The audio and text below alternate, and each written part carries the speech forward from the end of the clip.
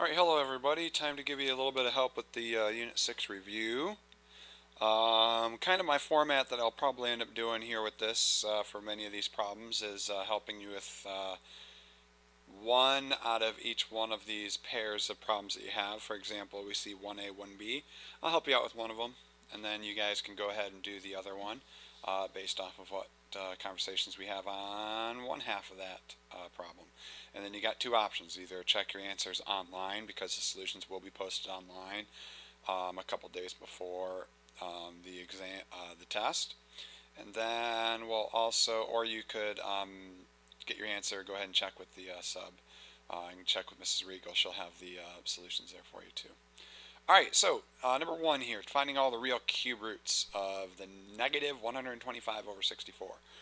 First things first, got to remember when you're taking a cube root versus a fourth root, or better yet, an odd root instead of an even root, just make sure that when you have an odd root, know that you only have one real root that exists right there. So when they want the real cube roots, go ahead and take the cube root of negative 125 over 64. Remember, shortcut alert, you can easily take the cube root of a fraction by going ahead and just taking the cube root of each one of the numerators and the denominators. I'm going to throw that negative up there with the numerator, so negative 125.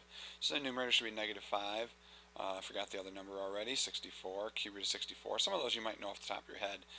So the cube root of negative 125 would be negative 5. Cube root of 64 would be 4. So our answer should be just negative 5/4. You might notice that negative sign's placed right there. Don't be surprised if you see answer choices. If it is multiple choice, we see that negative sign floating right there beside the fraction bar.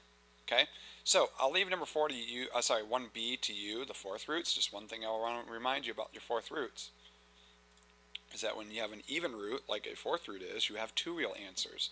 So I'll skip over the work, but just know that your work should look something like this. See the plus minus?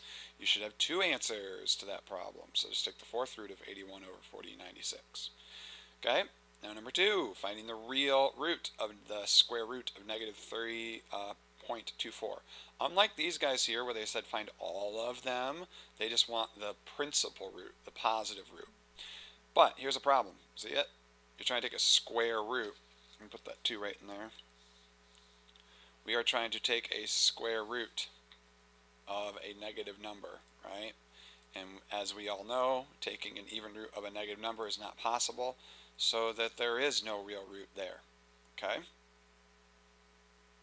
And then try to find the fourth root of 16, which I think you can do it, because if it's an even root of a positive number, you actually can find the answer to that. So go ahead and find the answer to that, and you should be good to go. Alright, let's look at number 3. We'll do maybe a couple of these here. Look at that first one. That's a simpler form of the radical expression. So pretty much what I want to see you do on test day is be able to look at each one of these roots. In this case, this one is a square root. And because we are taking a square root, we just square root each factor. And what two factors am I talking about? Pretty much when I talked about this in the lesson videos, picture these as just your numbers, your square root of that 256. And then you're also taking a square root of the variable. Really think about that as you're doing the same thing with all these other problems here. You're taking a square root of the integer, and then you're taking a square root of the variable. In this case, you'd be taking a cube root of the integer, and then you'd be taking a cube root of each one of the variables. Okay, so to set that up, let's go ahead and split that apart into a factor of those two radicals. See how we can rewrite that as the square root of 256 times the square root of y to the 12th. Okay, now shortcut alert. Since that is a square root, remember what we can do here with that square root of y to the 12th. Something times something needs to give us y to the 12th, and we got to multiply it. It's got to be the same two things multiplied together, right? So wouldn't that be y to the 6th? So what we could break that down into is the square root of 256 would be 16. Square root of y to the 12th would be y to the 6th, so our final answer of 16 y to the 6th. Okay? Do you notice you'd have to just repeat the same process there with 16x n to the 10th? Okay? If we skip over and look at C, now we're taking a cube root of each number. So cube root 343 cube root of x to the 15th, cube root of y to the 24th. Cube root of 343. Remember, you can use your calculator. Cube roots can take care of that pretty easily. I'm pretty sure that's 7, though. And then the cube root of x to the 15th. You see why it needs to be x to the 5th? Because it's a cube root. We know that x to the 5th times x to the 5th times x to the 5th would give us x to the 15th. Or do you remember that shortcut that we talked about in previous videos? Hey, you couldn't just take that number right there, divide it by that number right there. 15 divided by 3 gives us 5. Hey, did you just hear my dog bark? Somebody just knocked at the door. Alright, anyway, so where were we here? So that 15 divided by the 3 gives us the 5. And then the 24 divided by the 3 gives us the 8. Nice little shortcut there to save you a lot of time. So we can multiply all those together. Boom, 7x to the 5th, y to the 8th. Okay?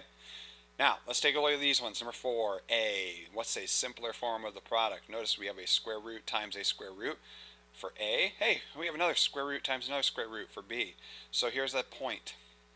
The key concept to recognize here is that if both factors are square roots or cube roots or fourth roots, if it's the same root no matter what, you can just simply multiply the radicals together.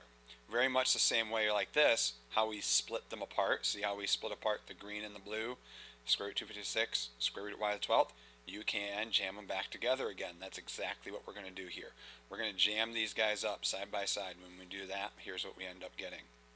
Okay, does it make sense why we get 54? Because we'd end up taking, let's see here, what color were we using there? I don't remember. Green, okay. Just to make everything consistent here. We'd be doing the 9 times 6, and then we'd be doing x to the 8th times x to the 5th. Remember, we add the exponents up. And so that's why we end up here with that x to the 13th, and that's why we end up here with the 54. Now, our next move is to simplify the radical. Now, to simplify that radical, what we have to picture here is that list of perfect squares. So there we have a list of perfect squares. 4, 9, 16, 25, 36, 49. I can stop right there because the next one would be 64, and that's higher than 54. And your job is to find the biggest perfect square that would factor into that number there. So in other words, you start from the bottom and you work your way up. So nice little shortcut, secondary shortcut. A non-essential shortcut is you can actually cut the 54 in half to help you eliminate the fact that there's no chance that 49 will go in or 36. 25 will not go in there, but 16 actually does go into 54. Doesn't it? Doesn't it? I think it does. Double check. How do we double check?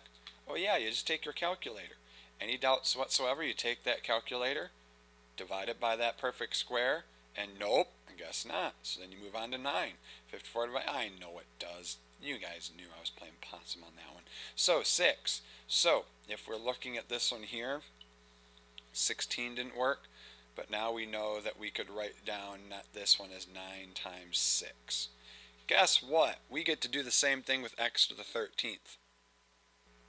Because x to the 13th is not a perfect square, and I can't take a perfect square root of it like I could do with all these ones up here. See how 12 was even, we can divide it by 2. 10's even, we can divide it by 2. 24 and 15 both are divisible by 3. Notice the problem here, 13 is not divisible by 2. So here's my list of perfect squares. Does that make sense? And just like I was looking for the biggest perfect square that goes into 54, I'm looking for the biggest perfect square that would go into x to the 13th. And there it is right down there at the very bottom. I could write that as x to the 12th times x to the 1st. Does that make sense? So what I can now do is split this apart into 9 times 6, get it? And then x to the 12th times x to the 1st. Those two factors I have there in green are my perfect squares.